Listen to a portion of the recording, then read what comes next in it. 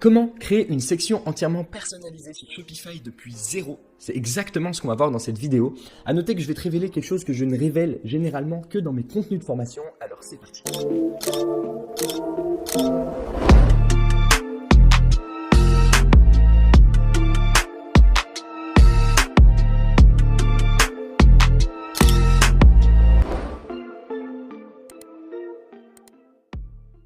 On se trouve sur un nouveau thème début. Ce que je vais te montrer, ça marche évidemment sur tous les thèmes, comme à chaque fois que je te montre quelque chose. Donc, on pourra l'appliquer sur tous les thèmes. Et avant de commencer, on va passer par les étapes théoriques. Puis après, on passera en pratique sur la création de notre section.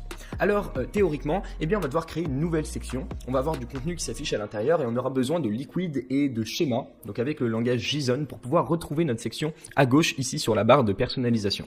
Ensuite, Shopify comprend le HTML et le CSS. Donc ça, c'est un super point. Ça veut dire qu'à l'intérieur de notre section, on va pouvoir ajouter directement du HTML et du CSS.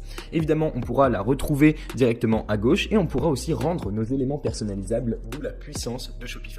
On n'ira pas jusqu'aux étapes de personnalisation, sinon ça prendrait beaucoup trop de temps, mais j'ai plein de contenus sur la chaîne qui en parlent et des contenus évidemment plus poussés sur la partie formation. Alors, commençons directement par le commencement. Allons dans modifier le code. Donc toi, tu te mets sur boutique en ligne puis modifier le code. On n'aura pas besoin du dossier layout ni du dossier template, mais plutôt du dossier section. On pourrait potentiellement avoir besoin du dossier snippet parce que les snippets peuvent être appelés à l'intérieur de section, mais on va se concentrer sur le dossier section. On va créer un nouveau section, on va l'appeler custom.liquid. Évidemment, l'extension .liquid va se rajouter une fois qu'on va cliquer sur créer une section. Et on a déjà des composants de base qui sont inclus, donc on peut ajouter du schéma, on peut ajouter du style et du JavaScript. On va le virer parce qu'on n'en a pas besoin. Et nous, ce qu'on va faire pour aller un petit peu plus vite, c'est s'inspirer directement d'une section qui est existante et de récupérer ces composants. Donc je vais prendre par exemple Featured Row. Je vais prendre l'intégralité de ce qui se trouve à l'intérieur. Featured Row, c'est une section image with text. Donc évidemment, si je la copie et si je colle tout le contenu à l'intérieur, eh bien quand on va retrouver une deuxième section image with text. Évidemment, c'est pas ce qu'on veut. Nous, on veut une section entièrement personnalisée. Donc là, je vais nettoyer un petit peu tout ça pour avoir une base et pour pouvoir retrouver notre section custom à l'intérieur de la liste des sections sur la page d'accueil. Évidemment, je te partagerai dans la description une section type, donc la section qu'on va créer ensemble, avec aussi le code de base pour pouvoir mettre n'importe quelle section sur Shopify. Donc pour clean, déjà, on va prendre tout ça et on va jeter à la poubelle le HTML parce qu'évidemment, nous, on va vouloir le remplacer par le nôtre, par notre propre HTML. Le schéma, on va le clean aussi, on va garder seulement un nom et les éléments qu'il faut pour pouvoir le retrouver directement à l'intérieur. Donc le nom a beaucoup de traductions, donc nous on s'en fout, on va juste lui mettre un nom de base, à savoir custom. Ok. La classe index section, on peut la virer, c'est comme une classe CSS, mais elle ne fait qu'ajouter une marge en haut et en bas de notre section, on s'en fout un petit peu. Tout ce qui est à l'intérieur des settings, on va le virer également, c'est ce que tu peux retrouver ici, donc toutes les parties de personnalisation qui sont propres à l'ancienne section qu'on vient de copier, donc on n'en aura pas besoin non plus. Donc je vais prendre d'ici jusqu'à la fin, donc au niveau des presets, on va descendre jusqu'à ici. Okay. On va faire un petit save, donc un commande S pour voir si Shopify accepte les modifications qu'on a fait, sinon il va nous sortir un message d'erreur. Donc là je save et c'est bon, il accepte. Pareil, on va réduire les presets, donc le name, on va mettre juste un name en français custom, ok. On va mettre une catégorie custom, hop, custom, ok. On va quand même faire un petit test, je vais mettre du HTML à l'intérieur, donc H1 hello la street, ok.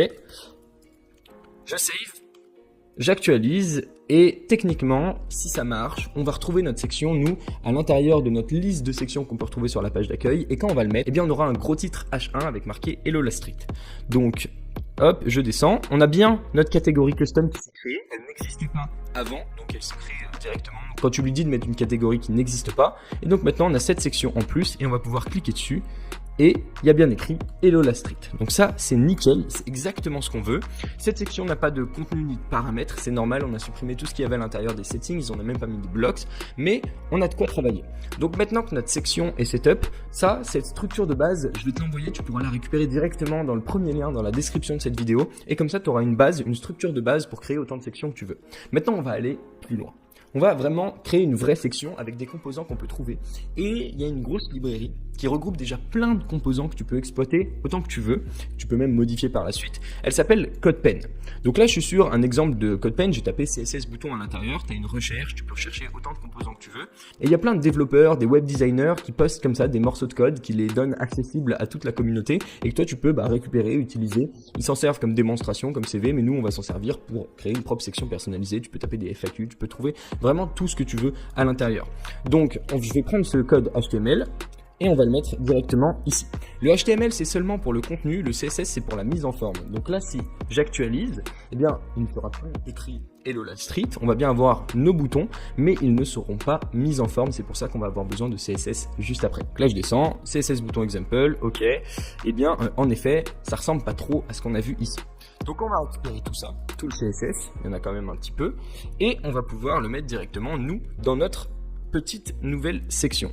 Donc on va sortir des balises style. Tu peux sortir les balises style standard en HTML, mais Shopify l'a fait avec ses propres variables, donc autant les utiliser. Donc nous c'est style sheets ou style, ça marche aussi. Style et end style. Ok, nickel. Je vais mettre tout ça à l'intérieur. On va pouvoir save. Faut peut-être des fois le clean aussi un petit peu. Par exemple, tous les styles qui s'appliquent au H1, aux classes bouton général ou aux classes body, faudra faire gaffe parce que du coup, tout notre body va être noir dans ce cas-là parce qu'il nous dit background color black. Donc ça, faut faire vraiment hyper attention. Donc si tu veux, on peut le virer. Hop, container. On va le laisser quand même. On va virer les modifs qui s'appliquent à body parce que sinon vraiment il va tout nous modifier. Et même l'import de font size. Ok, on actualise et techniquement on va voir le même résultat que sur CodePen. Il se peut que des fois ça marche pas forcément, donc essaye juste un autre morceau de code et tu verras.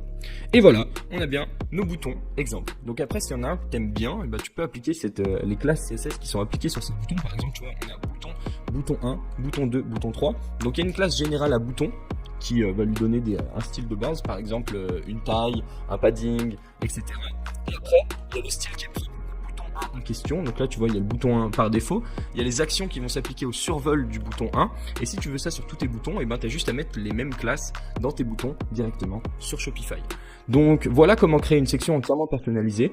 Maintenant, pour la rendre personnalisable, c'est encore des compétences supplémentaires qui prendraient vraiment beaucoup de temps à expliquer. C'est exactement ce que je te montre dans ma formation complète Convertify. Tu peux avoir plus d'informations dans la description de cette vidéo. Mais tu peux surtout récupérer le morceau de code qu'on a créé ensemble et toi aussi créer tes propres composants, tes propres sections avec ce que tu vas trouver directement sur CodePen. C'était un plaisir, c'était Thomas. N'hésite pas à mettre un petit like si cette vidéo t'a plu. Abonne-toi évidemment à cette chaîne YouTube pour être tenu informé de toutes les nouvelles sorties de vidéos. Et à très bientôt.